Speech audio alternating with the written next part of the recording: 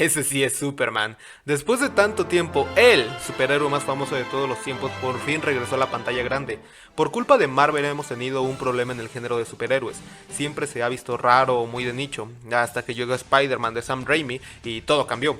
La gente comenzó a ver el potencial de estas películas, luego Marvel hizo lo propio, sacó Iron Man, y con la compra de Marvel a Disney esto se volvió más grande. Luego teníamos al Capitán y a Hulk y a todo el equipo reunido y un super evento como lo fue la primera de Avengers. Después de eso solo siguió creciendo. La idea de un universo compartido con continuidad, conectado y con cronología era fascinante. Le daba una responsabilidad al fan de estar atento a lo que surgiera y una película entretenida y buena al público general. Vino después Endgame y Infinity War y después la gran explosión que todos esperábamos. ¿Y qué más quedó? Sí, Marvel con su éxito terminó elevando y posteriormente haciendo caer por completo el género de superhéroes. Se concentró en lo que vendía, que era su propio universo, mientras dejó de lado el producto primario, que eran las películas. Ahora debías de seguir una continuidad para estar enterado de cada una.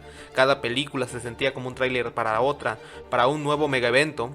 El género comenzó a cansarle al público en general. Y mientras tanto, la competencia hacía buenas películas por aquí y por allá, sobre todo con una de las licencias que tenían. Las películas de Batman de Christopher Nolan son de culto. Imposible no verlas. Pero cuando quisieron hacer lo mismo que Marvel hacía y abrir su propio universo, comenzaron a correr como gallinas sin cabeza. Apresuraron proyectos que les tomó años a Marvel sacar, cambiaron el director y dirección como si de calzones se trataran, anunciaban proyectos sin completar o teniéndolos en producción y al final quedó Zack Snyder. Snyder es un director sobre todo de acción, con ideas curiosas. Yo creo haría mejor trabajo como director de fotografía que como director general, porque sus secuencias de acción, sus planos son ¡mua!, exquisitos. Es que mira, papá, cómo farmea Aura con el papucho de Henry Cavill. Snyder tenía una visión del superhéroe retorcida, sobrerealista, en la que este es un dios y no está tan alejado de la idea, si lo vemos desde su perspectiva. Hizo una buena película con Man of Steel, una mediocre y hasta mala con Batman v Superman, que destruyó todo lo que construyó en la primera, mientras hacía lo que era su obra magna, o lo que creían que era, la Liga de la Justicia.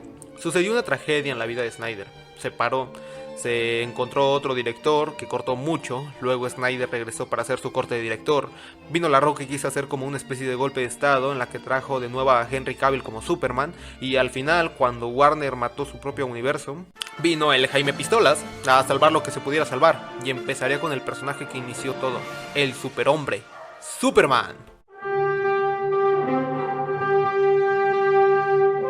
Hablemos primero de lo que vinimos a hablar, la película de Superman del 2025, porque también quiero hablar rápidamente del personaje de Superman, porque su transformación, cambios en diferentes medios, las tendencias que se ha habido tenido con el personaje y hasta el propio argumento del superhombre, es algo complejo y realmente fascinante, además de que tengo una idea en la cabeza desde hace un tiempo, porque Sigmund Freud escribía: las verdades contenidas en las doctrinas religiosas aparecen tan deformadas y tan sistemáticamente disfrazadas que la inmensa mayoría de los hombres no pueden reconocerlas como tal. Y Joseph Campbell complementaba: el mito es el sueño colectivo y el sueño es el mito personal. Y con lo que quiero llegar con estas dos citas es de que comparto la teoría de que los superhéroes y lo que representan son la mitología más sofisticada que tenemos en Occidente y sus influencias hoy en día. Los valores, sueños, esperanzas, incluso la cuestión del bien y el mal son transmitidas por los cuentos de ficción de Spider-Man, Superman o Batman, o en los países latinoamericanos y unos cuantos contadas más todavía son por doctrinas del catolicismo, aunque años con años esta misma está perdiendo fuerza. Y Superman, por sobre todo el resto, pertenece al ideal del superhéroe, la figura central mítica, padre de todos los demás, no de sangre o de manera literal, sino por influencia o por desafío. Pero me desvío de lo que vamos. Primero iremos desmenuzando como es debido. Empecemos con la película como lo que debe ser, una película. Sus aspectos técnicos, su fotografía, banda sonora, dirección. Y es que, por ejemplo, dentro de la filmografía de James Gunn, una de las cosas que siempre destacan son en la dirección visual. Es hermoso cómo se ve la película. El uso de luces para representar más bien ese mundo colorido en el que vive Superman, pero sin dejar de lado sus momentos más oscuros. Y a pesar de eso falla en algunos momentos. No es sorprendente para nadie que eligieran a Henry Braham, que ya ha trabajado en varios proyectos con James Gunn, pero su anterior obra, The Flash, pues no es la mejor. Y sí, hay momentos en la película que te pueden hacer fruncir el ceño de cómo se ve. Sobre todo la parte del bebé metamorfo, fue muy bebé de Flash. Mientras que yendo con uno de los puntos más fuertes se encuentra obviamente la música. James Gunn tiene una atención especial a las canciones específicas a elegir en cada una de sus cintas. Donde se ve que le sacó más provecho fue en Guardianes de la Galaxia. No solo el ritmo le da una estética auditiva que complementa completamente lo visual, sino que en los momentos en los que James quiere que te pongas atención a la letra, la propia letra de la canción calza perfectamente con el momento sentimental que se quiere transmitir. Y aquí solo se quiere transmitir una cosa: esperanza. Y su mundo lo refleja de forma increíble. Esto no es una película de origen. Aquí ya saben que conoces a Superman, ya saben que conoces a Lex Luthor, ya saben que conoces a los metahumanos. No se detienen a explicarte nimiedades que ya conoces, porque son de culto popular. No se detienen a explicarte que Krypton explotó, o dónde creció Clark Kent, y además los propios personajes son fascinantes, son fantásticos. Desde Lex, que se ve como un villano llevado al extremo por sus ambiciones de poder y por su odio y celos enfermizos a Superman, hasta Lois Lane viendo su faceta de periodista, buscando información para encontrar a Superman. Incluso el propio Jimmy Olsen brilla de manera magnífica, y lo mejor que tiene la película es aquello de lo que quiero hablar, más que nada: Superman. El personaje de Superman es un personaje sobre todo arquetípico. En algún punto fue revolucionario, pero hoy es el estándar. No es cuestión de que sea bueno o malo, pero se volvió el estándar.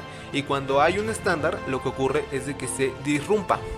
O sea, nazcan nuevas versiones o enfoques basados en el estándar o la base. Y eso fue lo que pasó con Superman.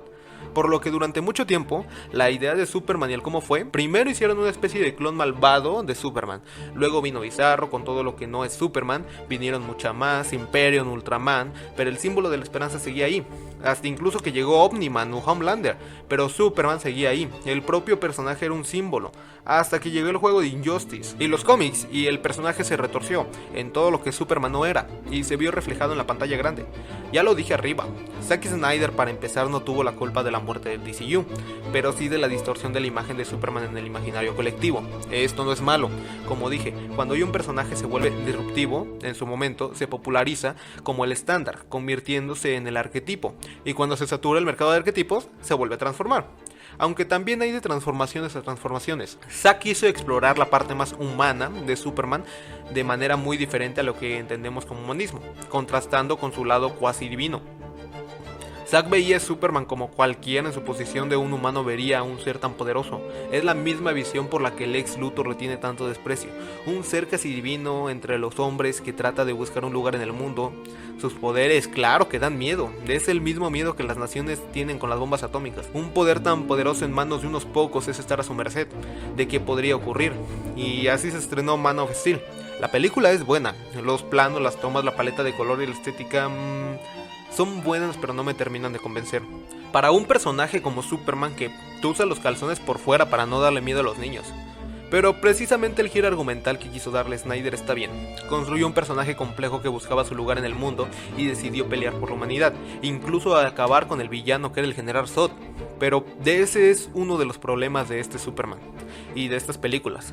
El propio argumento del personaje se cae al darle prioridad a la acción, como la cuestión de pelear en la ciudad cuando puede haber cientos de víctimas, o en la siguiente película con Batman v Superman en la escena del Capitolio, o el infame 5 de Sada. Destruye todo lo que son los personajes y trata de reconstruirlos bajo el argumento de la acción y lo realista, influenciado mucho por los videojuegos de Injustice, en donde todo personaje son todo lo que no deben ser. El canal de cómics y otros pormenores habla precisamente de cómo este universo estaba perdido por culpa de la desesperanza, de la injusticia, de la pérdida y de la tragedia, y el cómo, literalmente, otras variantes suyas tuvieron que llegar para recordarles todo lo que ya sabemos, lo que el propio Superman representa. Y el Superman de Henry Cavill tiene una escena que lo simplifica hermosamente. No es una S, en mi mundo significa esperanza. Y en realidad de eso es todo lo que debe de representar Superman. No me cierro a la posibilidad de que exploren otras narrativas o que se busque otro enfoque del personaje, pero por ejemplo ahí tenemos los cómics y las películas animadas de Superman, como por ejemplo All Star, donde se pone a Superman a actuar en sus últimos momentos de vida, muriendo básicamente de cáncer, o Superman vs. la Élite, que habla precisamente de las cuestiones morales del hombre de acero, enfrentándose a antihéroes que tienen su moral gris y una visión retorcida del bien y del mal. Incluso el propio juego y cómics de Injustice, donde explora la tragedia, el que pasaría si Superman cayera en la desesperación. Muy parecida a lo que pasó con Shinji cuando causó el tercer impacto, y decide tomar las riendas de todo en sus manos. Miles de historias interesantes buscan diferentes formas del personaje, pero no toman como el personaje real, porque Superman, el verdadero, sigue siendo ese Boy Scout que se crió en una granja, con dos adultos mayores que lo guiaron con amor, comprensión y ternura. Y más o menos eso es lo que quiere volver James Gunn. Gunn trata de explorar el lado humano de Superman, pero esta vez desde su lado humanista, acercándose ahora desde el lado más humano, su crianza, aquello que lo hizo acercarse a la humanidad y elegir la identidad de Superman.